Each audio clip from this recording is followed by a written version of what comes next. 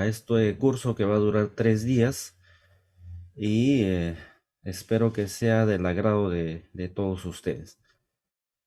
En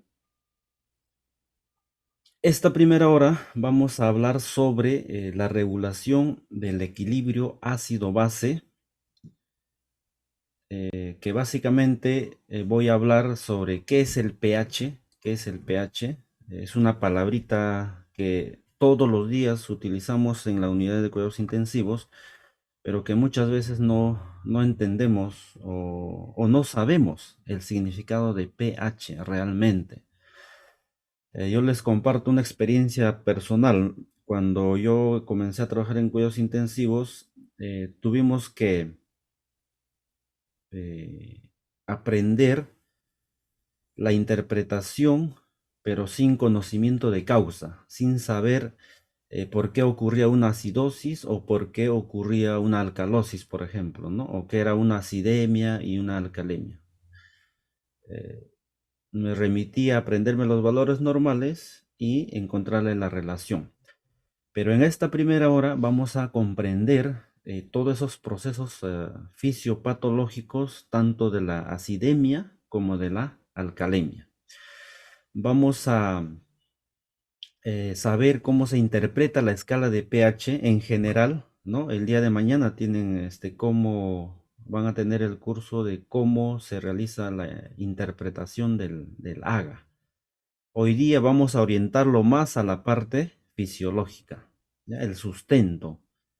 Vamos a ver qué es un ácido, qué es un álcali o una base, la regulación respiratoria del equilibrio ácido-base y los mecanismos renales también de, el equilibrio ácido-base. Bien, comenzamos con ¿qué es el pH? ¿Qué es el pH? Simple. pH significa potencial de hidrogeniones. Potencial de hidrogeniones. ¿Y qué es un hidrogenión? Un hidrogenión es un ion hidrógeno positivo, ¿no? ¿Se acuerdan de la tabla periódica? El hidrógeno, ¿no? Es el número, es el que inicia, ¿no? La tabla periódica. En este caso, el hidrogenión es el hidrógeno con carga positiva. Entonces, pH significa potencial de hidrogeniones. Entonces, ¿qué es el potencial de hidrogeniones? Es una medida de la acidez o alcalinidad de una disolución acuosa. Cuando hablamos de disolución, estamos hablando de que tiene que haber un soluto y un solvente. En este caso, el solvente en la sangre sería el agua, ¿no? O el líquido plasmático, ¿no? El plasma. Ese es el solvente. Y los solutos son los electrolitos, todos los elementos que pueden constituir ácidos o bases, ¿ya? Que ahora vamos a hablar.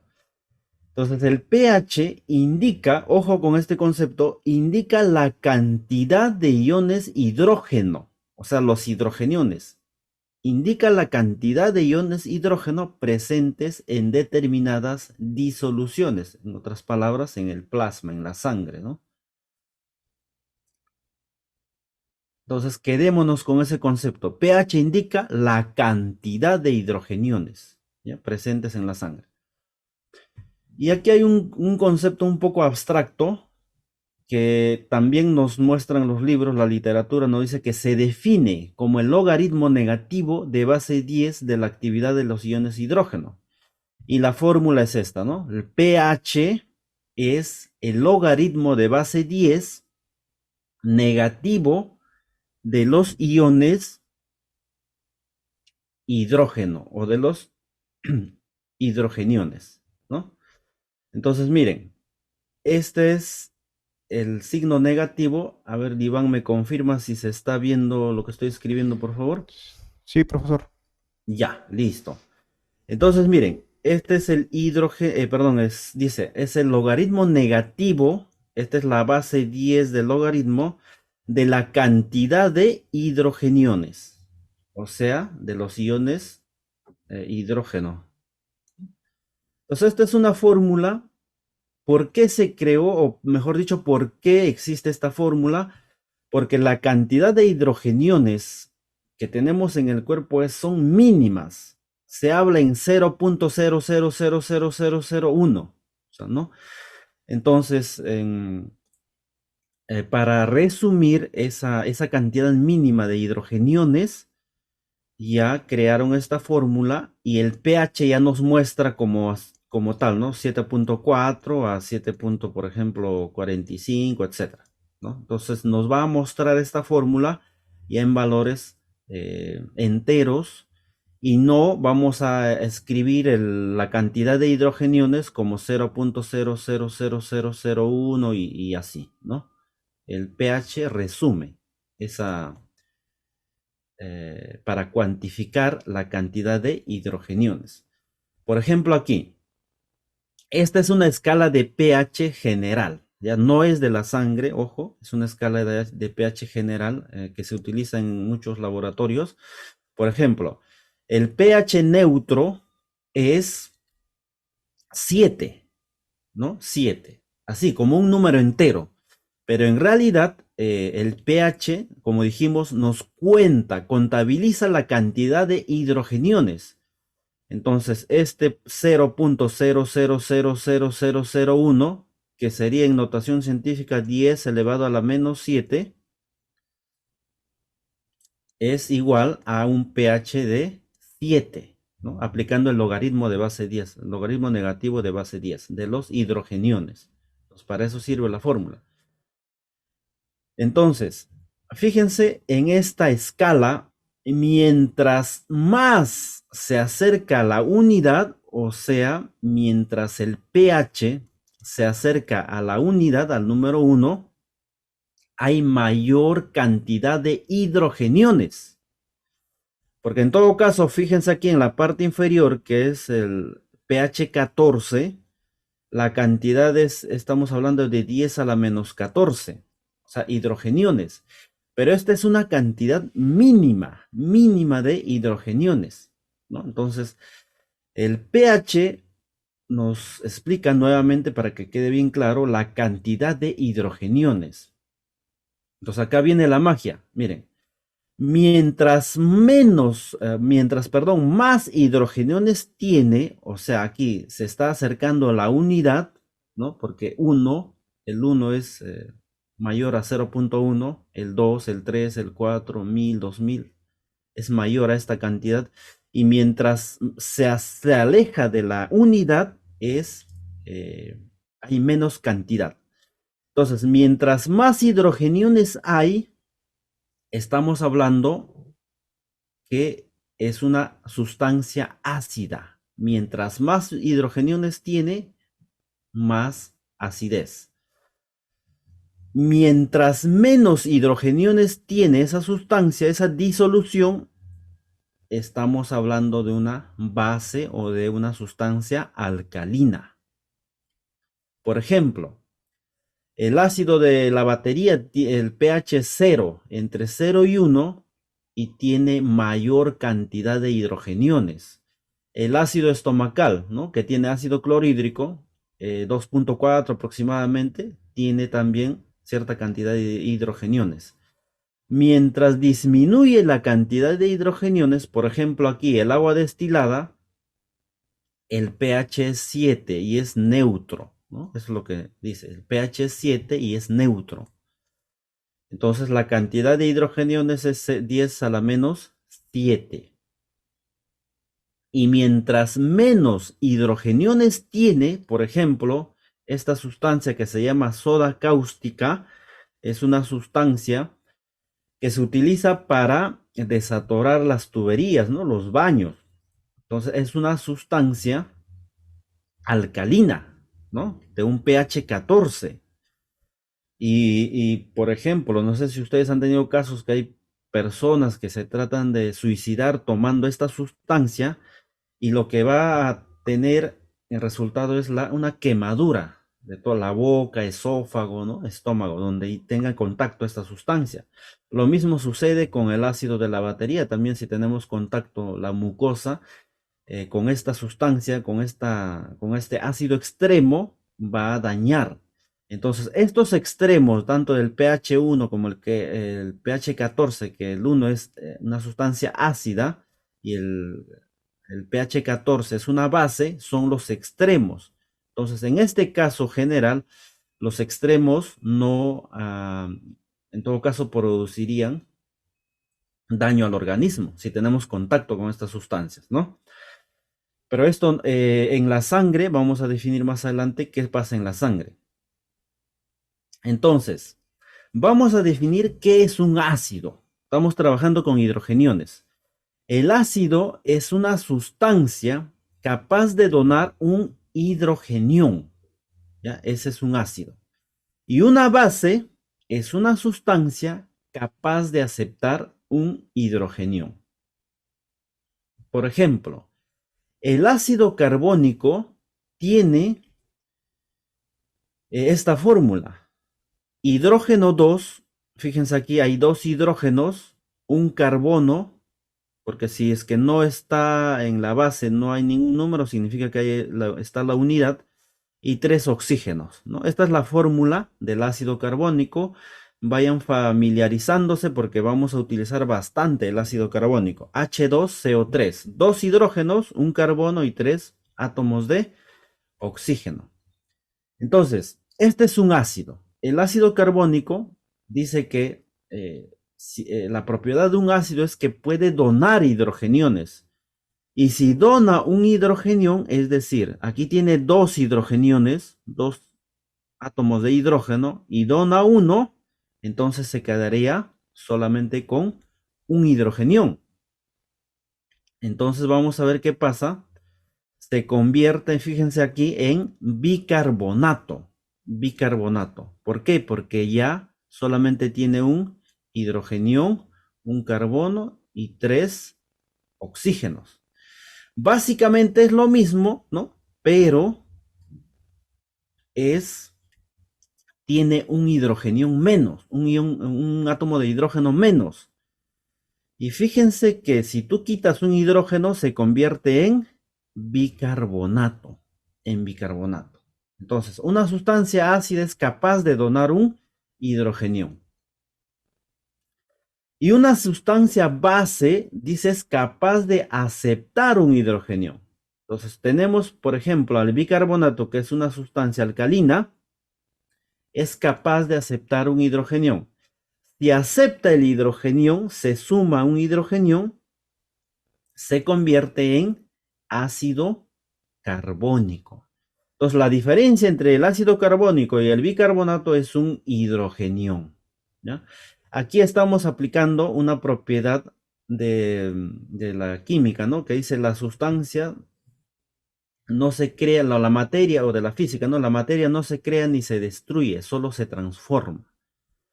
Entonces, fíjense cómo es la química. Si yo retiro un hidrogenión, se convierte en bicarbonato. Si yo le sumo un hidrogenión, se convierte en ácido carbónico. Entonces, este proceso también más adelante vamos a hablar del efecto tampón, del buffer. ¿Ya? Entonces, aquí ya tenemos en claro qué es un ácido y qué es una base.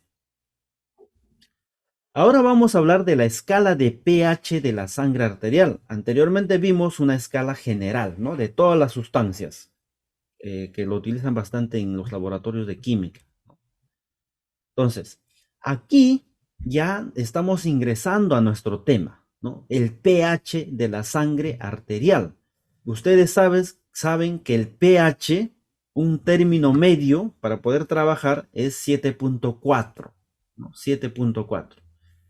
Y los límites, el límite del pH es de 7.35 a 7.45. Si ustedes observan, es un límite bien estrecho, porque sabemos que hay hasta un pH de 14 a un pH de 1, pero en la sangre se debe mantener en este límite de 7.35 a 7.45, una media de 7.4. ¿Por qué? ¿Qué pasaría si, si disminuye el pH de la sangre a menos de 7.35 o mayor a 7.45? Las enzimas van a presentar una disminución de su efecto. Entonces hablamos que los límites de la vida del pH es entre, si es 6.8 o menor de 6.8, es incompatible con la vida. O sea, este paciente ya, si tiene un pH de 6.8, 6.7, 6.6, está sin vida, ¿no? Y lo mismo, el otro extremo de alcalosis, alcalemia, 7.8. Mayor o igual a 7.8, estamos hablando de un nivel incompatible con la vida. Entonces acá van a venir dos términos. Menor de 7.35 se denomina acidemia. No, menos de 7.35 es acidemia y mayor a 7.45 alcalemia. ¿Por qué no digo acidosis ni alcalosis? Porque estoy analizando el nivel del pH sanguíneo y cuando yo me voy a referir a alcalosis o acidosis, me voy a referir al trastorno que está llevando, por ejemplo, en el caso de acidosis, es el trastorno que me está llevando a la acidemia, a disminuir el pH. Por ejemplo, una acidosis respiratoria es un trastorno, ¿no?, del sistema respiratorio, de la función respiratoria, por acúmulo de CO2, me está llevando a la acidemia, ¿ya? Entonces, los límites ya sabemos, ¿no? Menor o igual a 6.8 es incompatible con la vida y mayor a 7.8 es incompatible con la vida. Entonces, el objetivo, naturalmente, normalmente el cuerpo trabaja, o mejor dicho, tiene sus mecanismos de regulación que mantienen entre 7.35 y 7.45, naturalmente, o sea, fisiológicamente.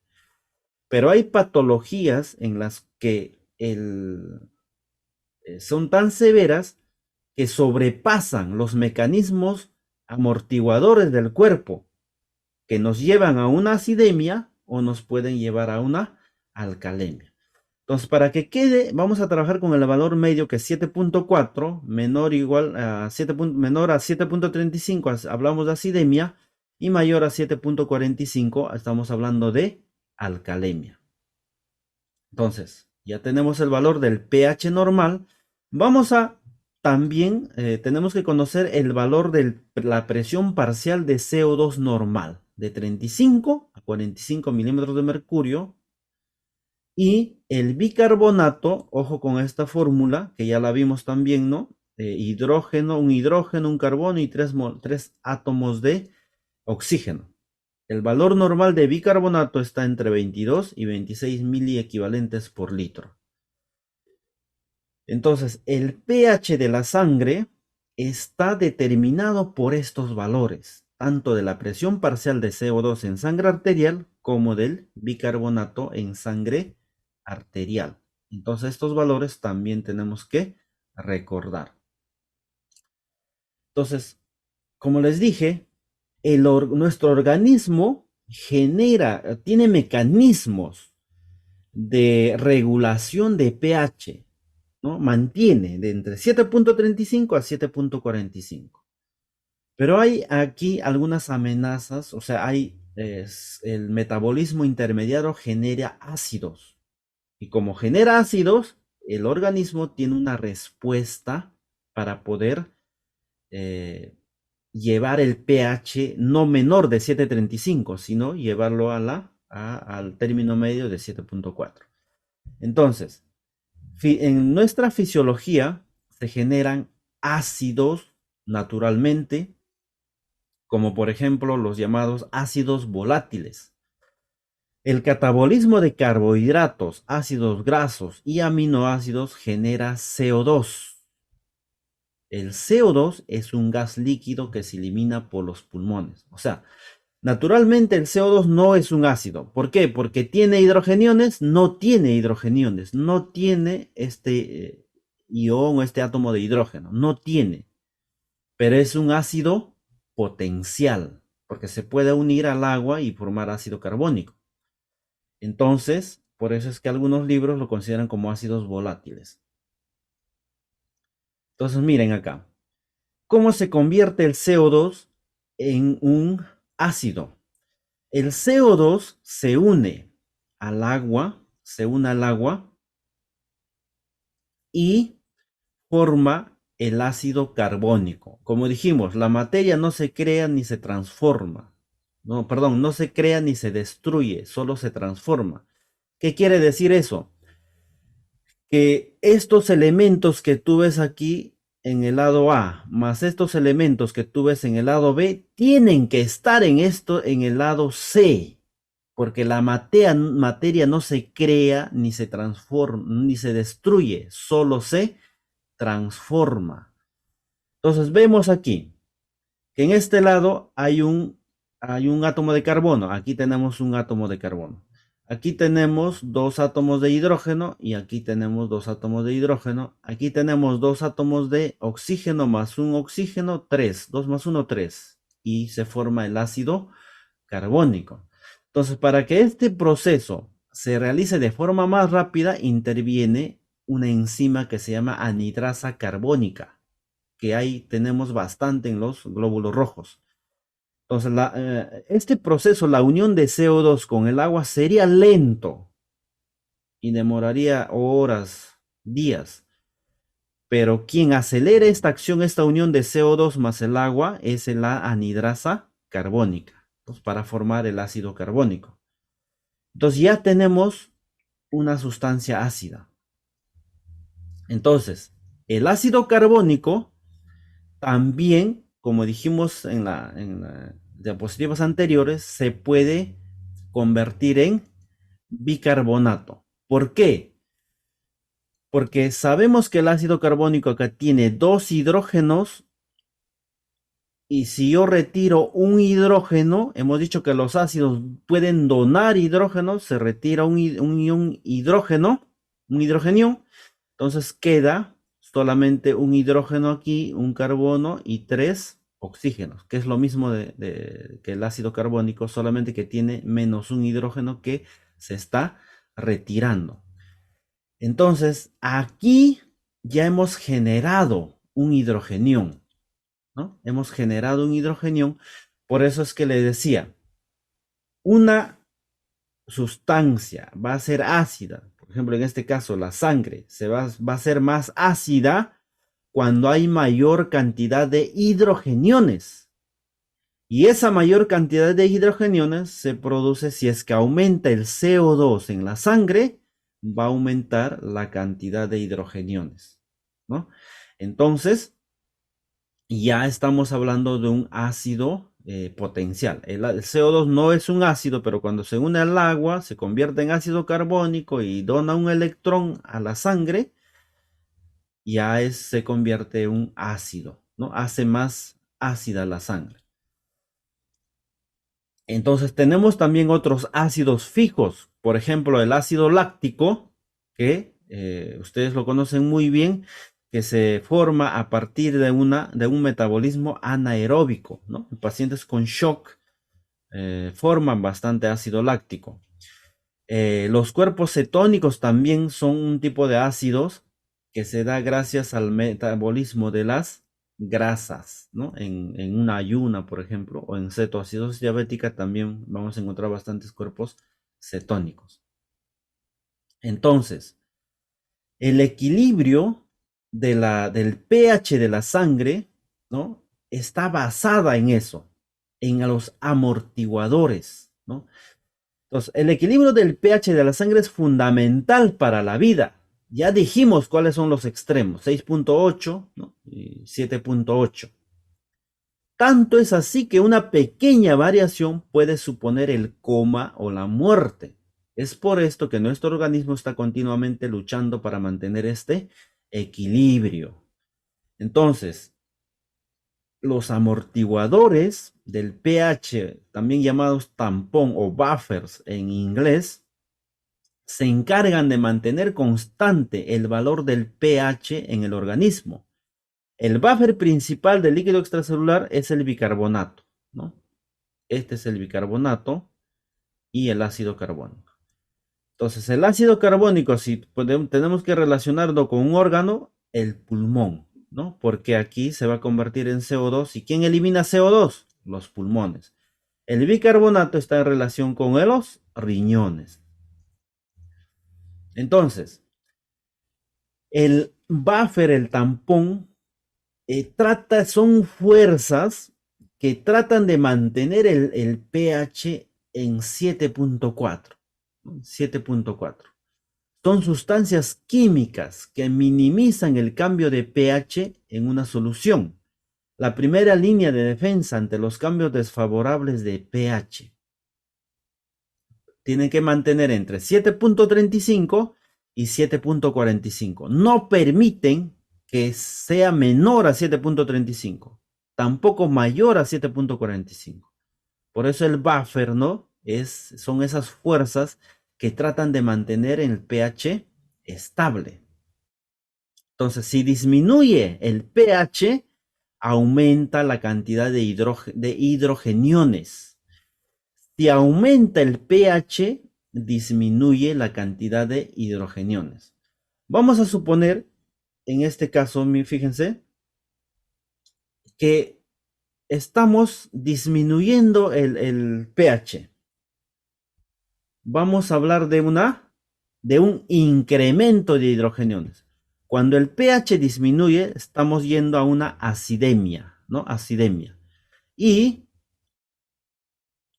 aumentan la cantidad de hidrogeniones, por algún motivo, Entonces, ¿quién interviene? El bicarbonato. El bicarbonato se une a los iones hidrógeno, a estos hidrogeniones, y los tampona, los amortigua.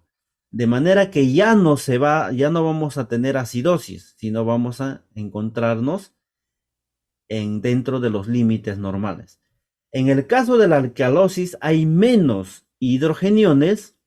¿Y quién interviene? El CO2, ¿no? El sistema respiratorio interviene reteniendo CO2 y la retención de CO2, ¿no? Se une el CO2, se une al agua, el agua forma ácido carbónico y el ácido carbónico se separa en bicarbonato en iones hidrogeniones, y aumenta la cantidad de hidrogeniones. ¿Para qué? Para que no sea más básico la sangre, para que no se desvíe hacia la alcalemia. Entonces, ese es el papel de los amortiguadores, conservar un pH estable. Ahora, en la sangre no solamente tenemos bicarbonato y CO2, sino tenemos, por ejemplo, el principal buffer de la sangre es la hemoglobina. Hablando de proteínas, ¿ya? De proteínas.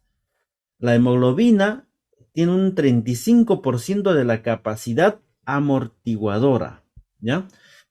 En otras palabras, el ion hidrógeno, los hidrogeniones, se unen a la hemoglobina y forman este compuesto, hemoglobina, hidrogenión. Ya está. Entonces, si se forman cantidades elevadas de hidrogeniones, estos hidrogeniones se unen a la hemoglobina y se forman este compuesto. Y como este compuesto, hemoglobina e hidrogenión, ya no es ácida, ¿no? O sea, mejor dicho, disminuye la acidez a tener un hidrogenión libre. Los fosfatos, 1% de la capacidad amortiguadora, que no vamos a hablar mucho de ello. Y tenemos el bicarbonato, el 64% de la capacidad amortiguadora, ¿ya? Entonces, en el siguiente gráfico vamos a hablar cómo la hemoglobina que dijimos, la hemoglobina se une a los hidrogeniones y forman este compuesto, hemoglobina más hidrogenión. Esto es menos ácido que un hidrogenión libre. El bicarbonato, ¿cómo tampona el bicarbonato se une al hidrogenión y forma el ácido carbónico, ¿no? Forma el ácido carbónico y el ácido carbónico también se puede dividir en CO2 y agua. El CO2, ¿por dónde se elimina? Por los pulmones. Entonces tenemos aquí el amortiguador para la acidemia, el amortiguador bicarbonato, que convierte se une a los hidrogeniones y el producto final es CO2 y el CO2 se elimina por los pulmones. El hidrogenión también se une a la hemoglobina, disminuyendo la acidez. Entonces tenemos los tampones para disminuir la acidez en la sangre. Aquí los fosfatos, ya no vamos a hablar de eso porque es el 1%, ¿no? No amerita, aunque también tienen un papel importante. Entonces, esta es la famosa ecuación de Henderson-Hasselbalch, que solamente, para resumir, nos explica que el bicarbonato está regulado por el órgano riñón y el CO2 está regulado por los pulmones, ¿no? Entonces, más adelante vamos a hablar un poquito más de esto en la regulación. Entonces, la regulación respiratoria, como ya dijimos, es simple. Si aumenta la cantidad de hidrogeniones, ustedes saben que el bicarbonato se une al CO2, convierte en ácido carbónico, el ácido carbónico se subdivide en agua y CO2. ¿Y el CO2 por dónde se elimina? Por los pulmones. Si el cerebro, tenemos un centro de la respiración que identifica mayor cantidad de hidrogeniones, aumenta la frecuencia respiratoria. ¿Aumenta para qué? Para eliminar CO2 y de esta manera disminuir la cantidad de hidrogeniones y aumentar el pH, porque estamos en acidosis, ¿no?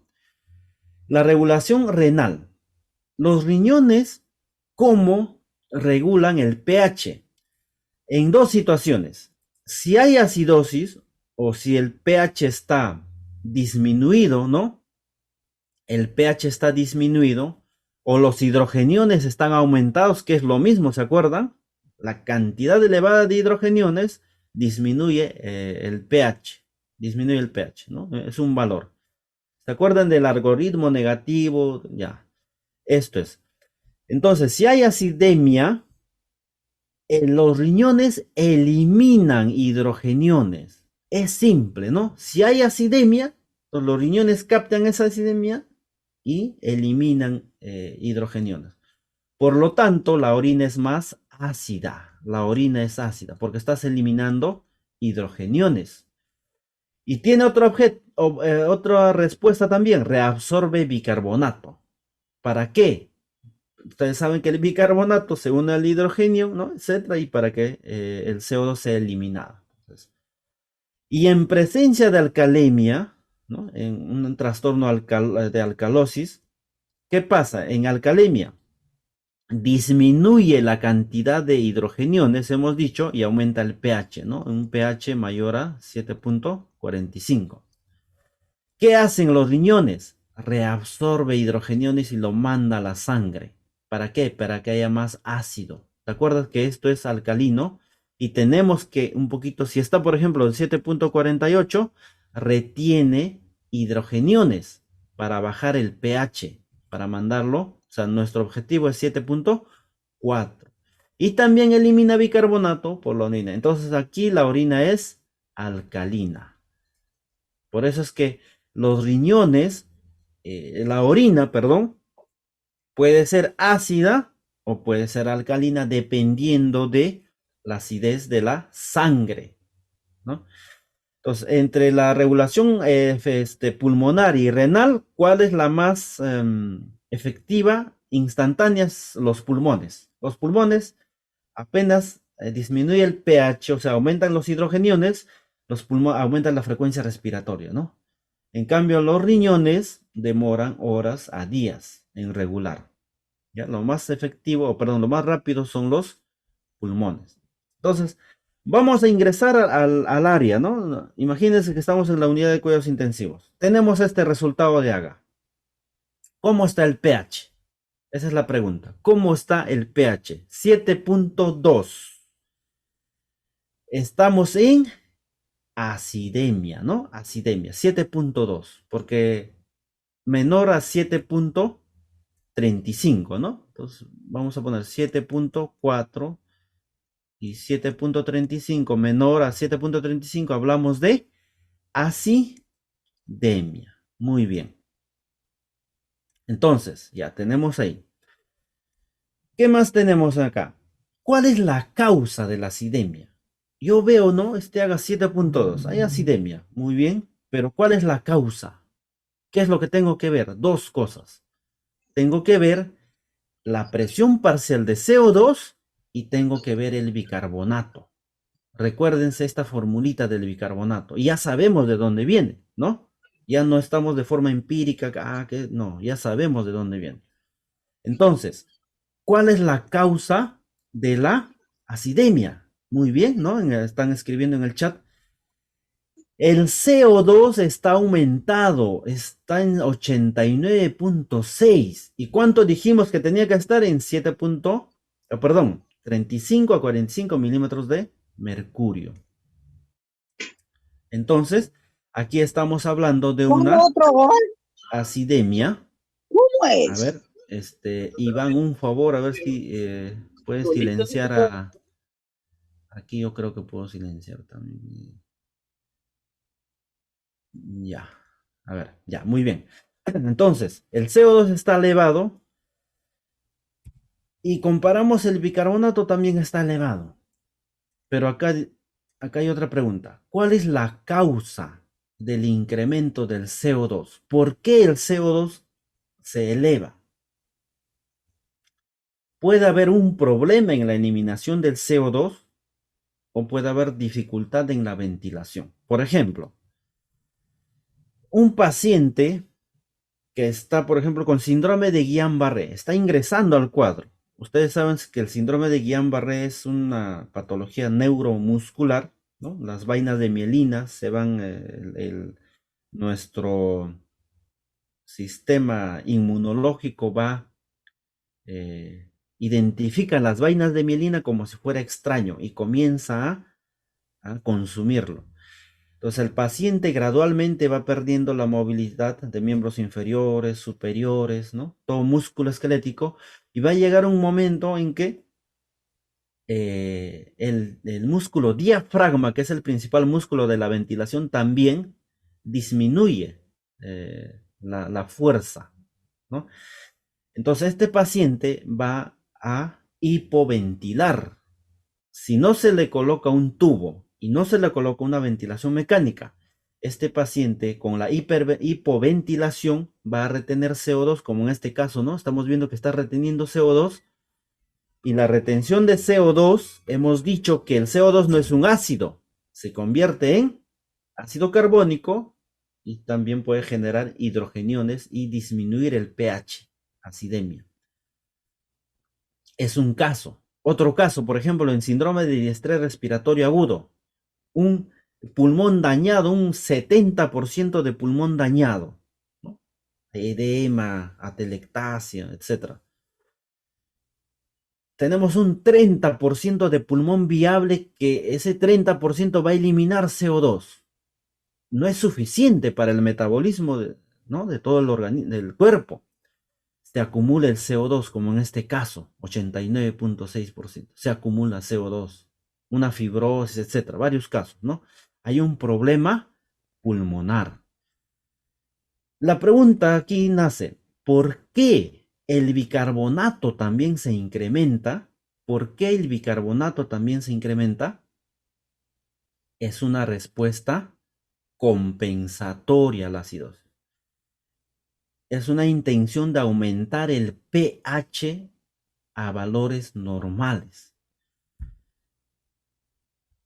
Cuando hay CO2, hay incremento de hidrogeniones, ¿no? Estos hidrogeniones se incrementan, ¿no? Vamos a ir a la fórmula, a ver, vamos a recordarnos.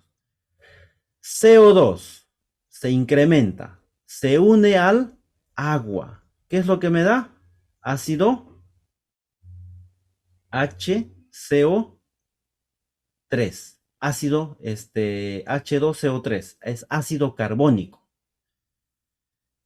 Entonces, miren, el ácido carbónico, como ácido, no se puede eliminar, además que el ácido carbónico se mantiene en la sangre en segundos a minutos. ¿Por qué? Porque se subdivide en HCO3 más un hidrogenión. Fíjense que es lo mismo. El ácido carbónico es lo mismo a la suma del bicarbonato más el hidrogenión. Entonces, ¿qué pasa aquí? Que como hay bastante CO2 por esta eh, por este incremento de CO2, aumenta también los hidrogeniones. Y hemos dicho que el aumento de hidrogeniones me disminuye el pH. Me disminuye el pH. Acá viene el bicarbonato, la función renal, ¿no? El HCO3, los riñones, primero retienen bicarbonato, dos cosas, reabsorben bicarbonato y forman bicarbonato, aumentan el bicarbonato en sangre.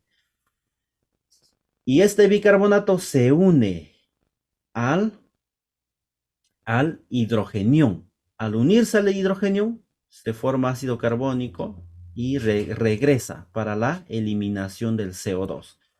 Por eso es que el bicarbonato también se aumenta. O sea, hay un incremento de bicarbonato como una respuesta compensatoria. Muy bien.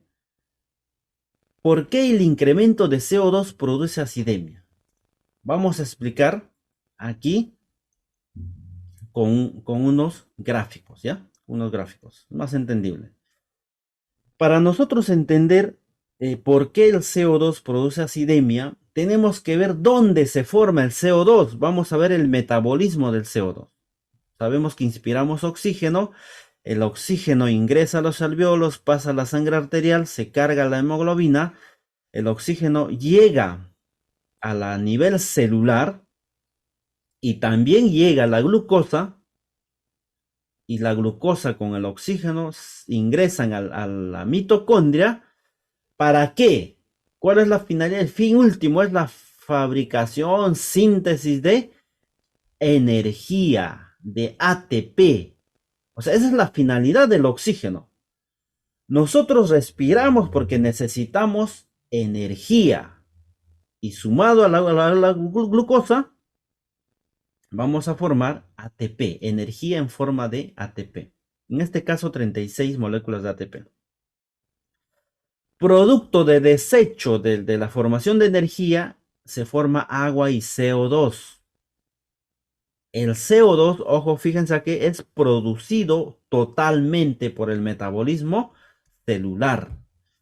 El CO2 se transporta en sangre en tres formas. Disuelto en el plasma, aquí disuelto en el plasma, por eso es que esta es la presión parcial de CO2 que decimos que es un término medio de 40 milímetros de mercurio, ¿no? Un 5%, unido a la hemoglobina, un 20%, que es carbaminohemoglobina, y como parte del bicarbonato, 75%. De esa forma se transporta el CO2 en sangre. Entonces, miren, el CO2, una vez después del metabolismo, pasa, ¿no?, a las venas, llega nuevamente a los pulmones, y en los pulmones, ¿qué pasa? Se elimina. Este es el EtCO2, end-tidal CO2, o sea, el CO2 eliminado, ¿no?, que se elimina. Este es el metabolismo del CO2. De esta forma, la hemoglobina también tiene un papel, y el bicarbonato también acá. Entonces, el principal mecanismo de eliminación de CO2 del organismo es mediante la ventilación. Mediante la ventilación. Y acá, por ejemplo, vamos a recordar unos casos. Por ejemplo, hay un paciente que yo tenía, y antes, ¿no? Hace años veía que los pacientes con cetoacidosis diabética, tú le ponías midazolam, fentanilo en infusión, aumentabas la dosis. Y estos pacientes nunca se acoplaban al ventilador mecánico. Nunca. ¿Por qué? Porque la cetoacidosis genera ácidos en la sangre. ¿Y cuál es el primer mecanismo compensatorio a la acidosis metabólica? Los pulmones. la ventilación. La ventilación trata de eliminar porque nuestro cerebro, en el tronco del encéfalo, hay un centro respiratorio que capta la acidez. Si capta acidez en la sangre, aumenta la frecuencia respiratoria para eliminar CO2. Y en los pacientes con cetoacidosis ustedes van a ver que no se acoplan, porque el mismo sistema nervioso, unido con la parte ventilatoria, tratan de eliminar CO2, eliminar CO2. ¿Por qué? Porque la sangre está ácida y es el mecanismo de compensación. En condiciones estables, la cantidad de CO2 producido por el metabolismo es igual a la cantidad de CO2 eliminada por los pulmones. Ahorita nosotros, la cantidad de CO2 estará pues entre 35 y 45, ¿no? Milímetros de mercurio, porque está estable, ¿no? Y nuestro propio organismo está regulando nuestro pH. Entonces aquí vamos con un concepto. Si la ventilación alveolar aumenta, si aumenta la frecuencia respiratoria, aumenta la eliminación de CO2. Eliminas más CO2, en consecuencia disminuye la cantidad en sangre, disminuye la presión parcial y aumenta el pH. Si tú eliminas mucho CO2, nos vamos a la alcalosis. Si la ventilación alveolar disminuye, por ejemplo, en el síndrome de Guillain-Barré que les dije, o por ejemplo, cuando ustedes administran propofol o fentanilo y midazolam a un paciente, este paciente hipoventila. Al hipoventilar, ¿disminuyes la eliminación de CO2? ¿Sí o no? Sí, disminuyes. ¿Cuál es la consecuencia? Aumenta el CO2 en sangre. Por eso aumenta la presión parcial de CO2 en sangre arterial. Si aumenta el CO2 en sangre, disminuye el pH. Estamos hablando de acidosis. ¿Ya? Entonces, para comprender mejor, miren, el CO2, ya lo hemos hablado, pero quiero que quede esto de acá. ¿Por qué disminuye el pH? El CO2 hemos dicho que es el resultado del metabolismo celular para la generación de ATP. El CO2 se une a la hemoglobina y se forma carbaminohemoglobina, ¿no? Pero también el CO2 dentro del hematíe se une al agua. ¿Qué forma? Ácido carbónico, mediante la anidrasa carbónica. El bicarbonato, hemos dicho que se puede desdoblar en dos. Perdón, el ácido carbónico se puede desdoblar en bicarbonato e iones hidrogeniones. Ahora, estos hidrogeniones son los que forman ácido, pero hemos dicho que hay un buffer que se llama hemoglobina. O sea, el hidrogenión se une a la hemoglobina y también disminuye la acidez. El bicarbonato sale de la célula del eritrocito al plasma. ¿Y el bicarbonato por dónde se elimina? Por los riñones. O se elimina o se reabsorbe. O también se forma, se sintetiza. ¿Y el CO2 por dónde se elimina? Por los pulmones. Entonces, de esta forma se mantiene el pH. ¿Ya? Entonces, vamos a hablar un poquito aquí. El día de mañana van a hablar más ampliamente este tema. Entonces, si aumentan los hidrogeniones, disminuye el pH. Menor de 7.35, hablamos de acidosis.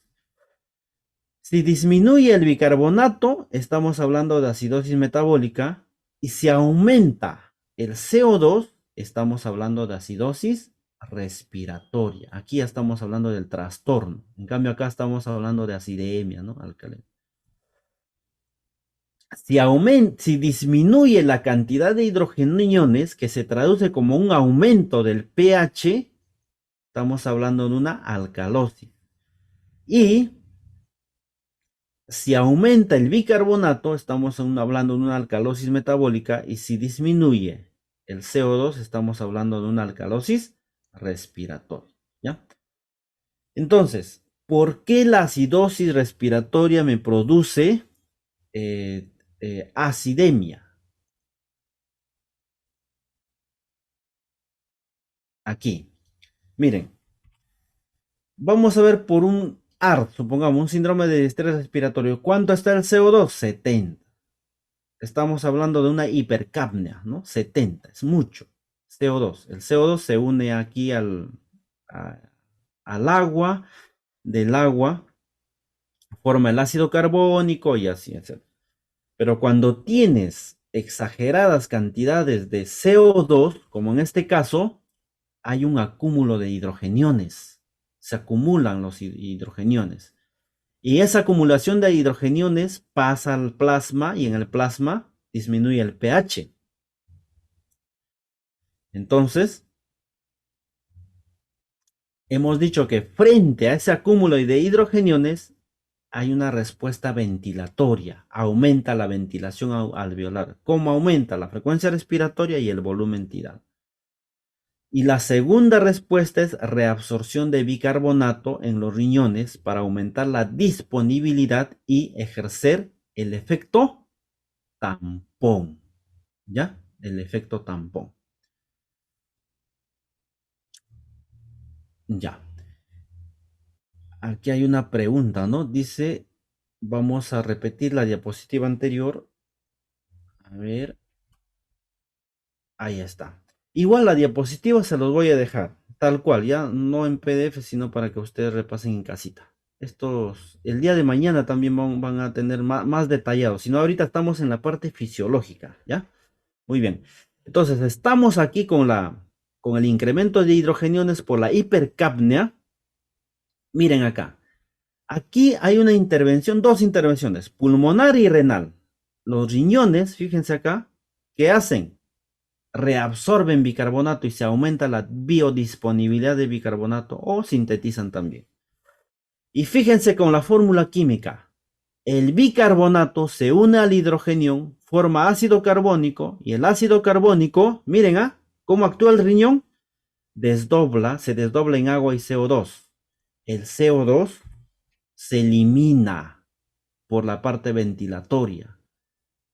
Y fíjense la acción de los riñones con los pulmones. Tienen una acción simbiótica, o sea, los dos trabajan unidos, ¿no? Aumentas bicarbonato, ¿para qué? Para convertir a CO2 y elimina CO2. El riñón retiene bicarbonato, el pulmón elimina CO2, ¿no? Entonces, ese es el efecto tampón, ¿ya? Entonces, aquí tenemos otro casito ya para... No, es lo mismo, ¿no? Acidosis. Entonces, ¿qué tenemos acá? Acidosis respiratoria. Respuesta compensatoria. Incremento de bicarbonato. Entonces, y ahora ya tenemos más claro el panorama. ¿Ya? Esto es lo mismo. Y acá voy a ver un casito. Esto es lo mismo que hemos explicado.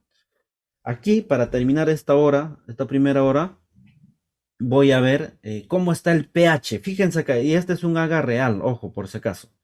No es editado, no. Miren, 7.0. 7.0. Esta es una acidemia extrema, ¿no? O sea, estamos hablando ya, no debemos llegar pues a 6.8, que ya es prácticamente la muerte. 6.9, pero 7.0 hay que preocuparnos, o sea, debemos hacer algo acá, con 7.0. Entonces yo tengo este Haga, 7.0 de pH, acidemia, el trastorno, ¿qué está pasando? Vamos a averiguar. ¿Cuál es la causa de la acidemia? ¿Por qué? Tengo que ver dos cosas, CO2 y bicarbonato. CO2 y bicarbonato. Bicarbonato 7.2. ¿Cuánto es lo normal? 22 a 26, ¿no? Miliequivalentes por litro. Entonces vemos, ¿cuál es la causa de la disminución de bicarbonato? Entonces estamos hablando de una acidosis metabólica, ¿no? Acidosis metabólica. ¿Cuál es la causa? Cetoacidosis diabética, o puede ser una hiperlactatemia también. Acá voy a ver un dato aquí, miren, glucosa 493. 493. Lo normal, ¿no? De 70 a 110, algunos libros, 80 a 120, algunas guías. 493. Este es un caso típico de cetoacidosis diabética. ¿Por qué?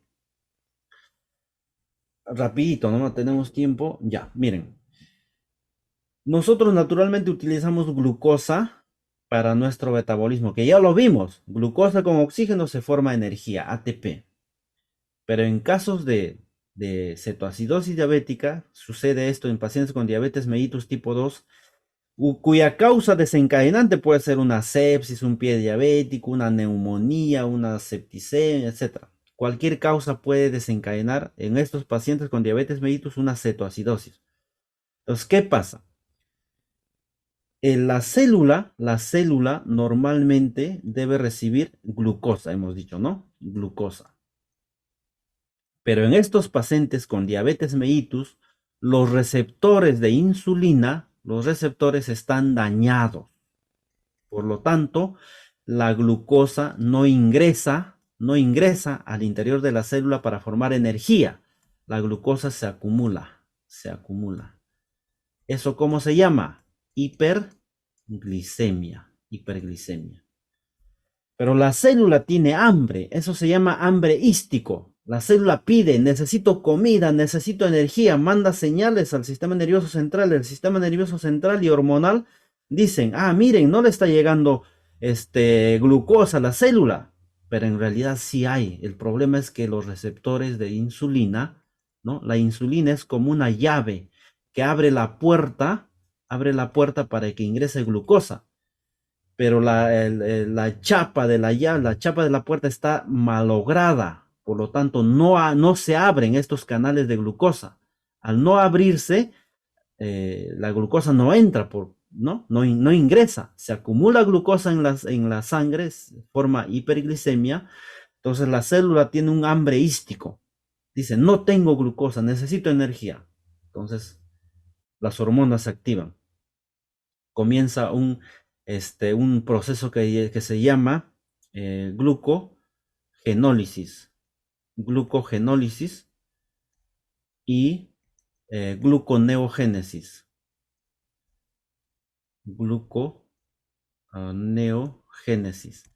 ¿Qué significa? Que voy a formar glucosa a partir de otros productos y a partir de la grasa.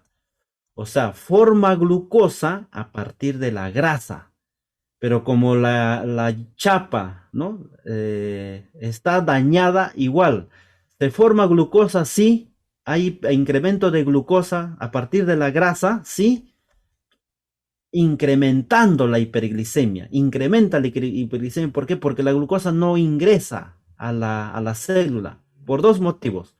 O por los receptores de insulina están dañados, hay una resistencia, o por la propia diabetes mellitus, el páncreas no forma suficiente insulina para introducir la glucosa de la sangre a la célula. Lo malo de formar glucosa a partir de la grasa es que se forman los cuerpos cetónicos. Y los cuerpos cetónicos son ácidos. Por eso es que los cuerpos cetónicos forman ácidos, o sea, te llevan a la acidemia. Aquí está en 7.0. Los cuerpos cetónicos forman ácidos. Un mecanismo de compensación, ¿cuál es? Lo inmediato, respiratorio. Aumenta la frecuencia respiratoria para eliminar CO2. Acuérdate, elimina CO2, elimina CO2, elimina CO2. Aquí ha eliminado tanto CO2 que lo ha llevado a la hipercapnia. Ahora, la respuesta principal aquí, frente a estos cuerpos cetónicos, es el bicarbonato. Pero aquí ya se ha consumido tanto bicarbonato que se está agotando tanto el bicarbonato para disminuir, para contrarrestar a los cuerpos cetónicos ácidos, que aquí el nivel de bicarbonato está disminuido. No está disminuido. Pues esa es la respuesta primaria. Y luego esta sería la respuesta secundaria, que es la eliminación de CO2, ¿no? Por la sangre. Entonces, ¿por qué el CO2 disminuye? Para disminuir la acidemia. Respuesta compensatoria, eliminar hidrogeniones. O sea, la idea es eliminar hidrogeniones. Muy bien, licenciados. Entonces, ya hemos terminado con esta primera ponencia, ¿ya? Si es que hay alguna pregunta, tal vez, licenciados, podemos responder, ¿no? A ver, si es que hay alguna pregunta. Profe, buenas tardes. ¿Qué tal? Buenas tardes, Gerardo. Profe, buenas tardes, le habla Gerardo. ¿Qué tal, licenciado Gerardo? ¿Qué tal? Un gusto Ah, escucharlo. Usted mm, siempre de igual manera, presente en profesor, los cursos. a los tiempos. ¿Qué tal, Profe, licenciado? bueno, solamente A tenía ver, una consulta. ¿Podría volver a explicar lo que es el efecto de buffer, el tampón. el tampón? Ya. A ver. Vamos a compartir acá. Un momento, por favor.